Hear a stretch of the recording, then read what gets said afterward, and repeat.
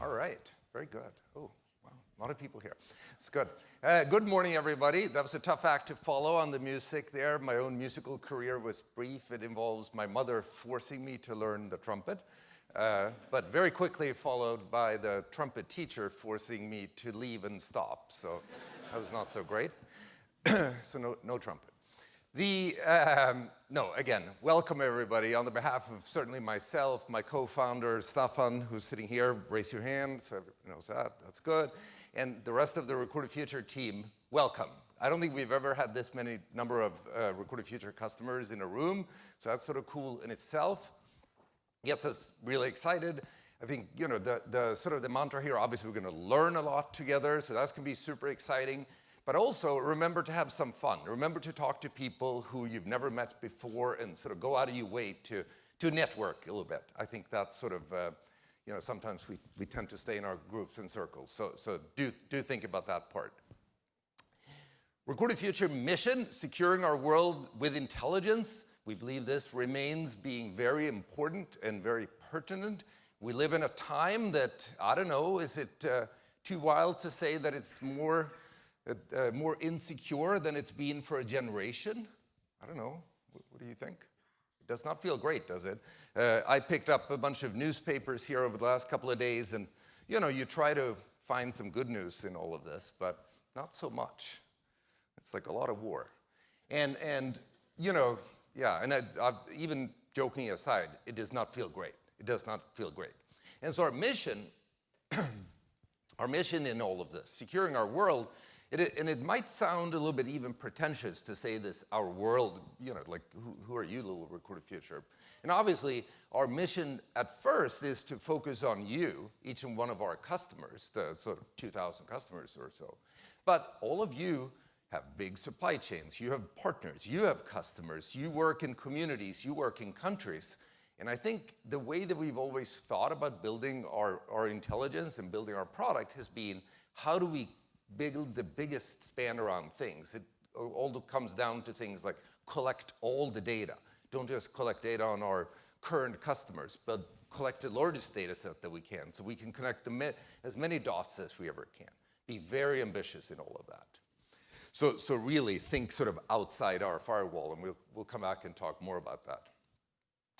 The nice, I think, William Faulkner quote here, "The past is never dead, it's not even past." There's a whole bunch of versions of this, but you know, when you work in a company called Recorded Future, this sort of makes sense, I think.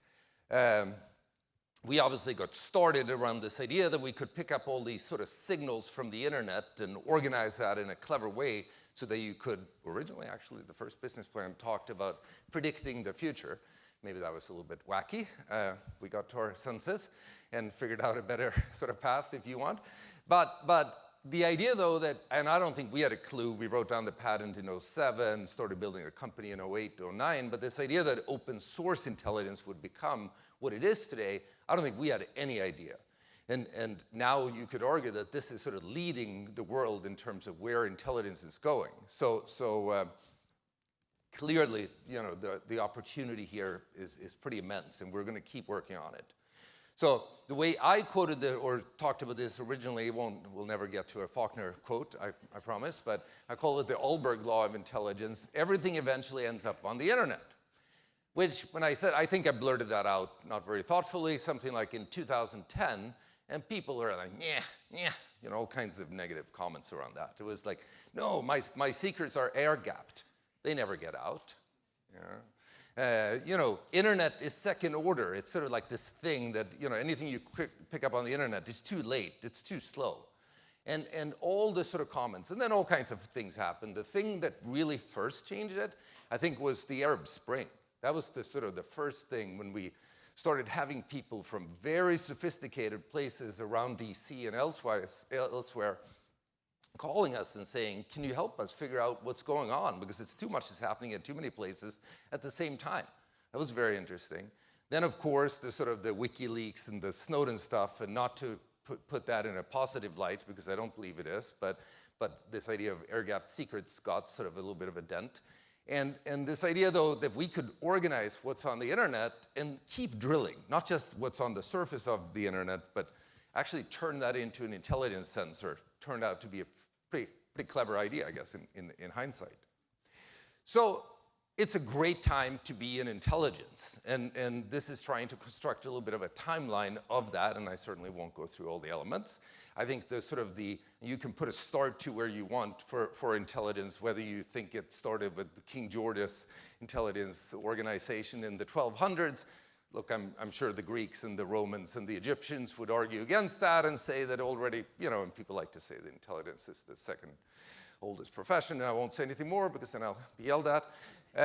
But that said, I think the really interesting time periods here are sort of after the Second World War, when intelligence starting to be professionalized and systematized maybe in a different sort of way, and around UMINT and SIGINT, and you name your favorite int. And then sort of that was probably the first section of time when intelligence in many ways was the prerogative of governments, either by special laws, so that's the reason all these intelligence services have the word special in them one way or the other, special, or by money. It was too expensive to put satellites in the sky and the like. So governments had sort of a monopoly. And so now what's happened with the internet is obviously that this changes because it allows pretty much, quote unquote, anybody to pick up signals and start doing something that only was for governments before. And something really interesting happens in all of that. So now, and then the second part, not just what sort of gets written on the internet, but what's sort of in the gray space, where the space between adversaries and good guys is very vague. And obviously, this is what we've tried to take advantage of at Recorded Future. And now I think we're coming to a time period where you then add AI to that, and it gets really, really interesting. Because now you can actually do what sort of otherwise was done by intelligence analysts, and the basic parts, basic report writing can start being done by computers. Maybe not perfect yet, maybe not this and that, but it's getting there. Even the first sort of level of intelligence snippets that we've been producing in our intelligence cards and the like, I just got the number here, and I think, what was the number? 30 million of these intelligence sort of reports have been produced since we launched that a year and a half ago. Now, I think of those as drafts, so let's go figure out how many of those have actually made it into products and so on. But AI is starting to change the world here in a pretty interesting fashion.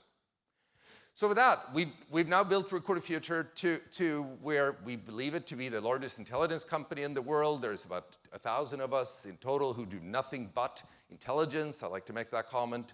We don't have a firewall. We're not going to build an endpoint or any of that sort of stuff. All intelligence, 2,000 clients altogether. Thank you very much. Maybe some 45 national cyber capabilities around the world, or actually 45 countries where national cyber capabilities run on Recorded Future, sort of wild in itself. And again, this idea that we're building this global intelligence collection in a very ambitious sort of way, and that we think that data set is now certainly the largest private intelligence holdings out there, and probably competing with a few countries as well. So, and then there is sort of that's the one side of things, building this large data set. And then the other side of that equation is having this, and I call this a luxury. It's this idea that we have this team, our INSIC team, our research team, who produces intelligence on top of that. And being able to see the work they are doing in and day out is just mind-boggling to me. Where we get to be part about busting Russian and Chinese intelligence operations, or going after the worst ransomware gangs and terrorism and hacktivism and so on. And I'll jokingly say that I would probably do it for free, sort of just having the opportunity to work on all this. And the sort of the transition that has been going on silently here in the background over the last couple of years, that more and more of these guys, when they're doing this research, it's not just sort of a standalone report put over to the side, but it's more and more hard linked to the actual underlying data sets, so that you can always have this sort of connective tissue into our data, so you can replicate what our guys are doing. And when they're doing it, they're building new types of sourcing and so on. The level of sort of synergy between intelligence production and the underlying data engine has never been better and stronger. So just super excited about that. We continue to deploy Recorded Future in wild places around the world. Here's a letter from the guys at GUR in Ukraine. You've heard me talk about that before.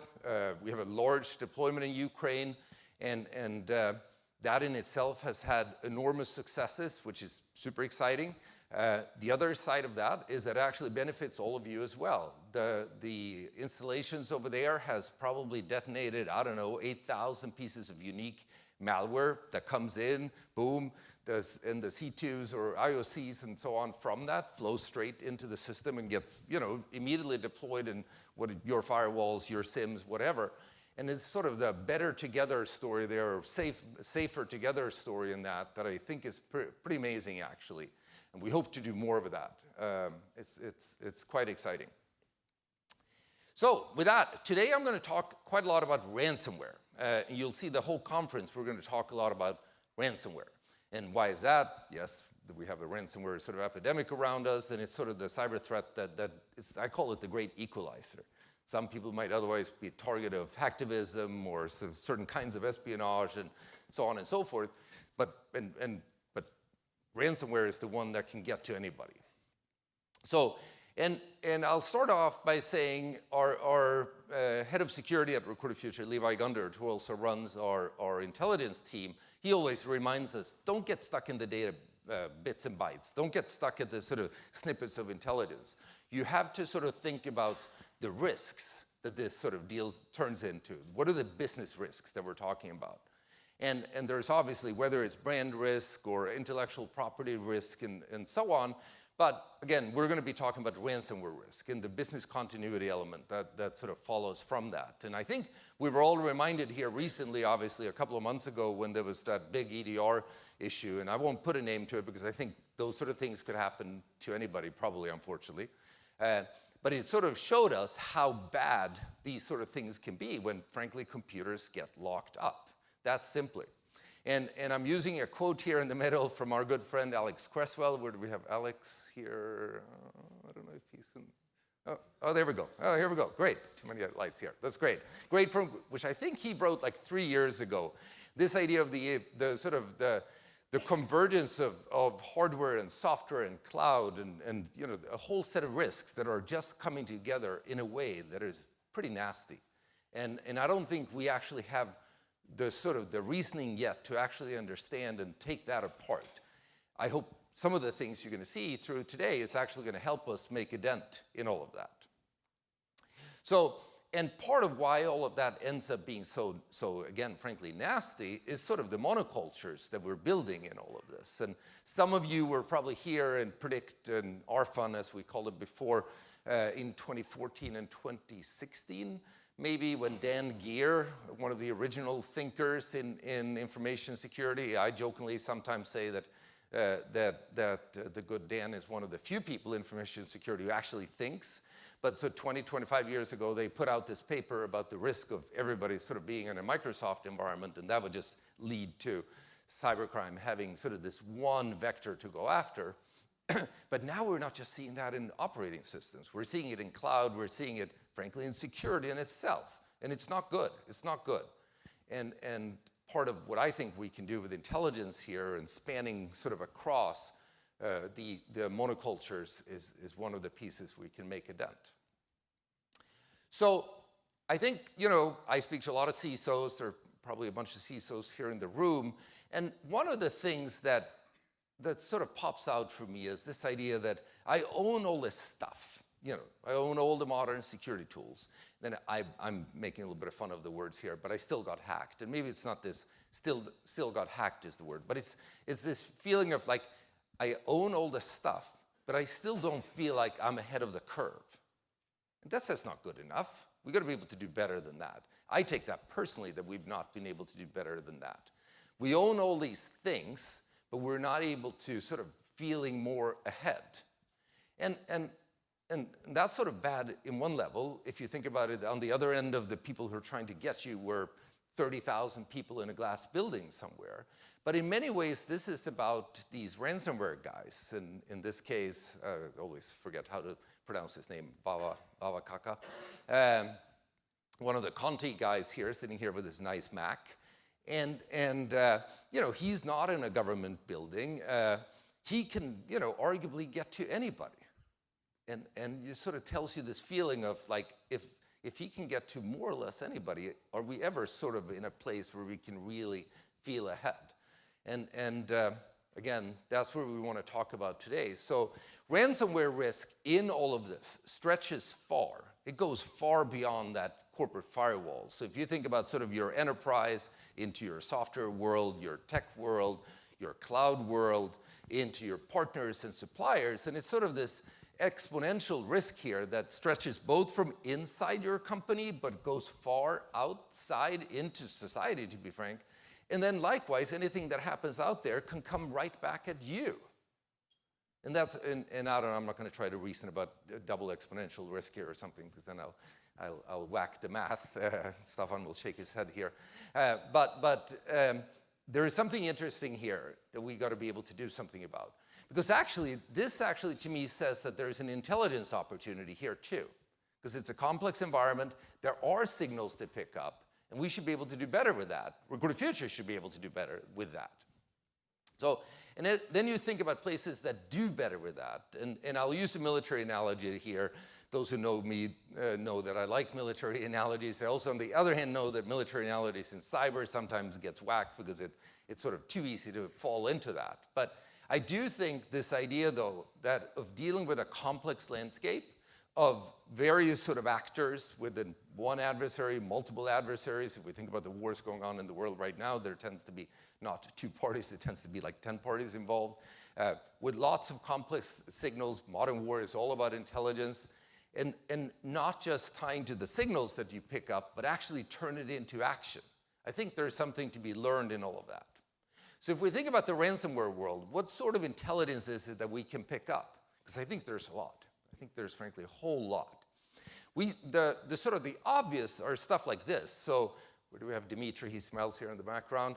So 3.5 years ago, he did this interview with Revil, one of the early, I don't even know early, but at least sort of early ransomware gangs. And pretty damn pertinent. You look at this blue, sort of blue part here, and don't focus on the DDoS words, focus on moving from encryption to stealing, leaking stolen files and so on. And some of this here, facts picked up 3.5 years ago remain incredibly pertinent, 3 years ago. So that's great, but that's very unusual. It's not a systematic sort of thing. You're not going to systemically and systematically get in the heads of these people. So what else can you do? And I think actually there are a lot of these signals, and I'm not certainly going to go through all of them, but all the way over from where somebody is suddenly touching your network, little signals of that, all the way over to where your data shows up in a ransomware dump, and not because you got hacked, but because somebody else got hacked. And you have that whole sort of span of things. And I think we worked hard at Recruiter Future to sort of produce these sort of signals, but they frankly have remained these sort of individual bits and pieces that you guys have had to put together. And we should be able to do better than that.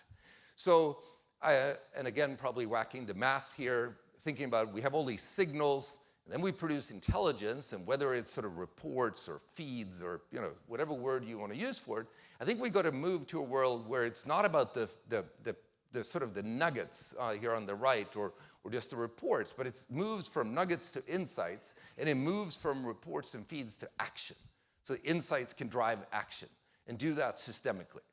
And I love this report that came from the Turing Institute in the UK, and they sort of called out, and you should get your hands on this. This is actually a very good report. You can find it on the internet. But the key part of it all is that we live now in this golden era of combining data. That's sort of where the juice is. And I think that sort of has driven a lot of our thoughts here at Recruiter Future.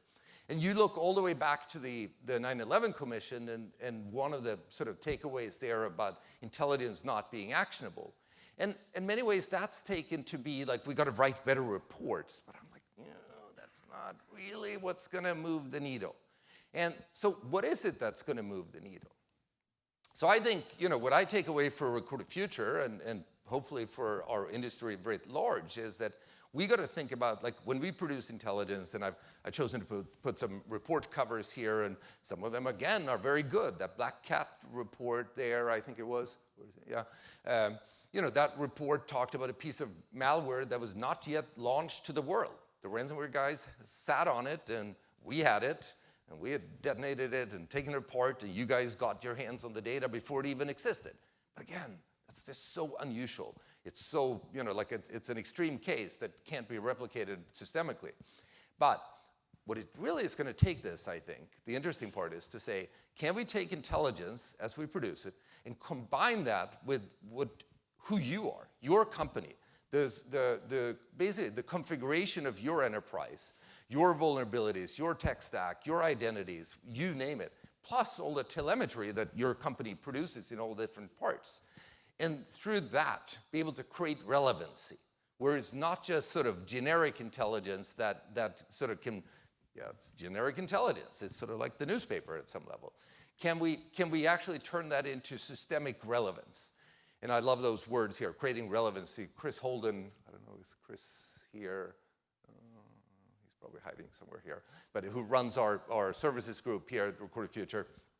He used that word last week and sort of said, look, it's all about creating relevancy in a systemic way. So the way that some of you have seen this sort of slide from Recorded Future, where we sort of take all the different pieces of intelligence that we produce, we combine that with telemetry from your enterprise, and then be able to sort of produce these actor maps, produce data feeds that can go right back into your systems. And then I'll talk a little bit about sort of getting this into your AI, Recorded Future AI environment, where you can actually put it to work in a whole different sort of way. So pretty exciting. And so what you're going to see here later today, when the product guys put up what we're launching on the ransomware side, you're going to see our new ransomware product. And this is just one little tidbit of it, where we take all these signals, everything Recorded Future knows about ransomware, every little aspect of it.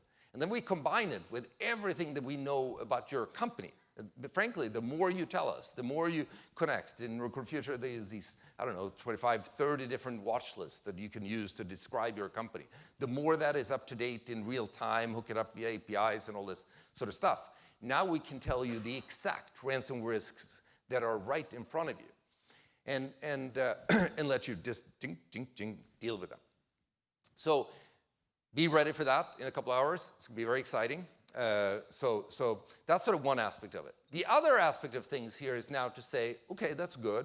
That's great. It's good to be able to sort of get the insights here. But there's still so much work to be done on all this. And so many things to be done. And couldn't we let AI sort of help us out here in some good ways? And I think of the good, what's his name? Bill Lumberg, is that from Office Space? Yeah.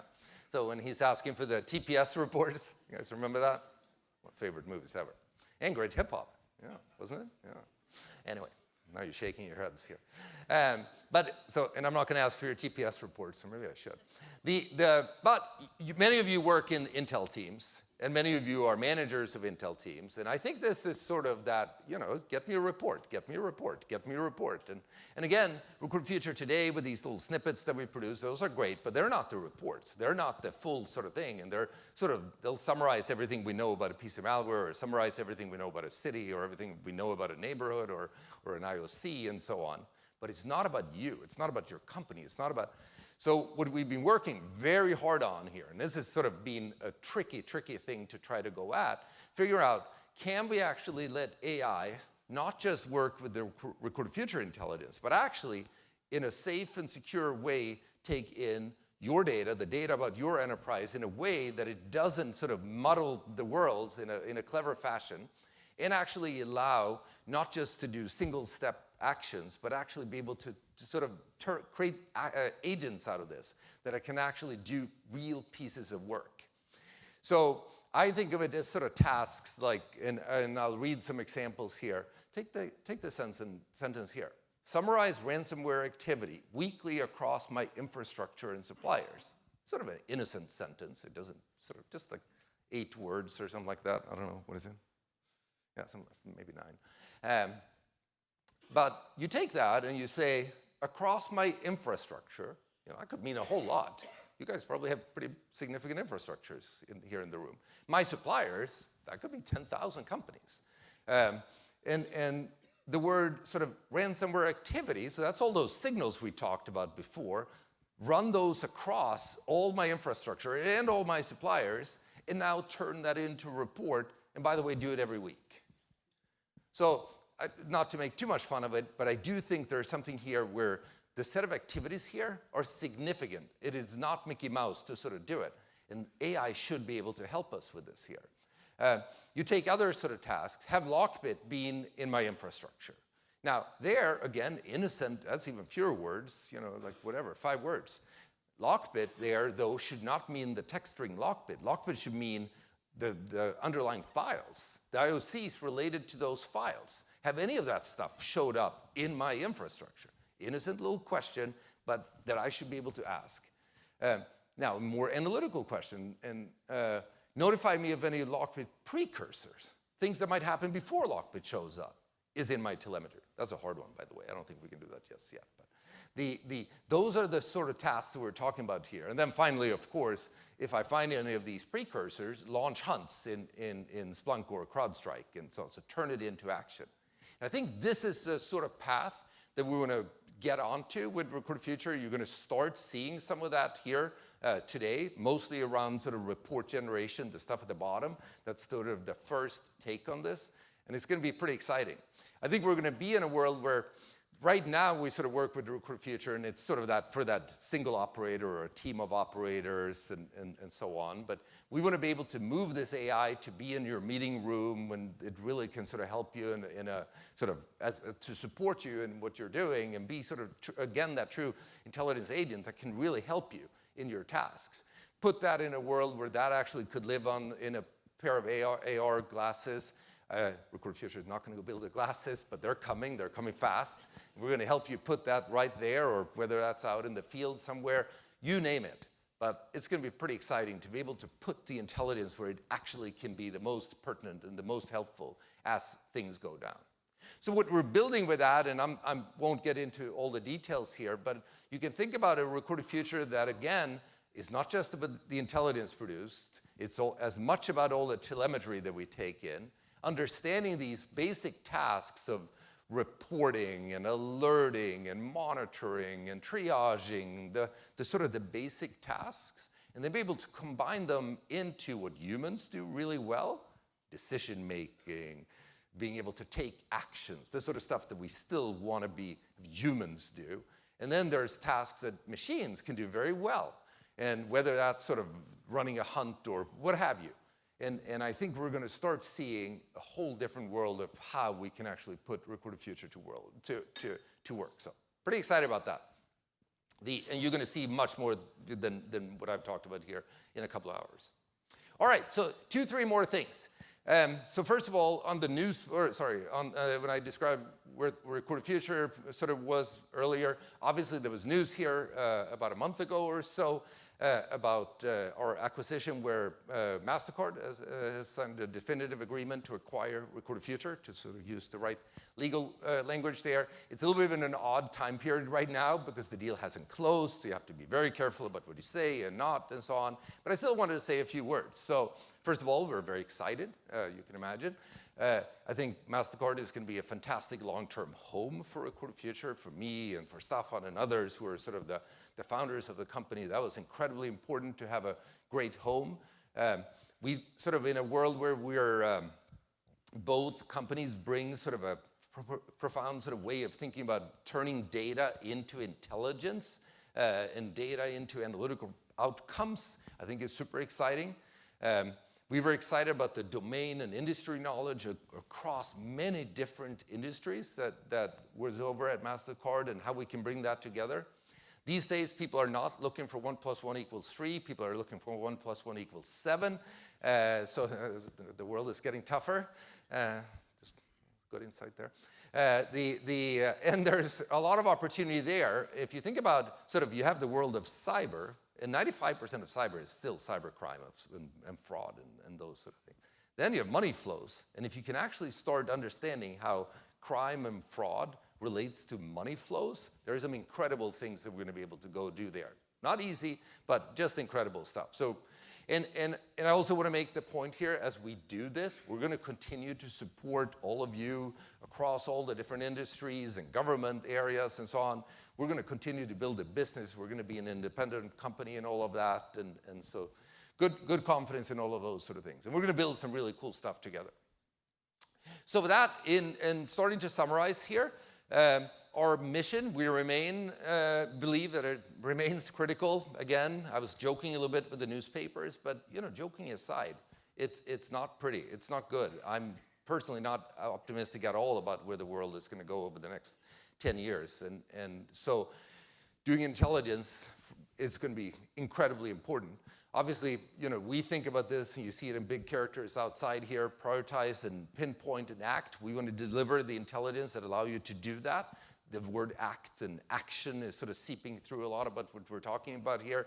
That's sort of become a mantra for all of us. It's not even about just having the best intelligence. We got to help you guys to take action, because that actually is what matters.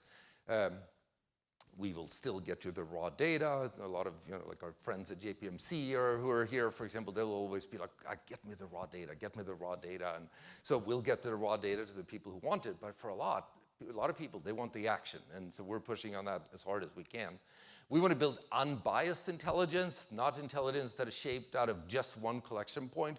We have probably some 10 profound data sets at Record the Future that we've sort of deliberately built up to build the data sets or the intelligence, as opposed to starting with a firewall or an endpoint or just like one piece. This is sort of profoundly built to build the best intelligence. We're going to continue to do that. You heard me talk a lot about this idea of bringing together intelligence and telemetry. We think we're the only ones who are doing this way, and we're going to keep pushing on that because there's magic to be had there. We have not even scraped the surface on what we want to do there. There's like a list from here to wherever on how we can create juice out of that. And then finally, artificial intelligence, which is, again, it feels like Sam Altman and the guys at OpenAI sort of built what they built just for us. I don't think that's true, but it feels like it. So a lot of really goodness to be had out of that. So finally, I also want to say, and because we obviously talk a lot about technology, we talk about intelligence, we talk about data and software and all this stuff. But as you well know, to actually make this have an impact, it takes people. There's a reason we're in a room here with a whole bunch of people.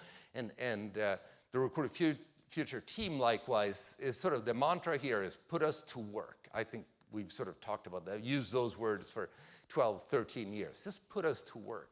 Chris Holden's team, our global services team, that's the team that trains and enables and integrates and sort of makes intelligence come alive. In particular, I get excited, and this slide, I don't know if that shows up here, but in the background is trying to show an architecture of Record the Future data being integrated into an intelligence architecture and into a security architecture, to be honest. And I think that's where the real juice happen. So put us to work, whether you're sort of at one of those largest companies or, frankly, a 200-person company, what have you, in that range, put us to work, and goodness will happen. So with that, thank you very much.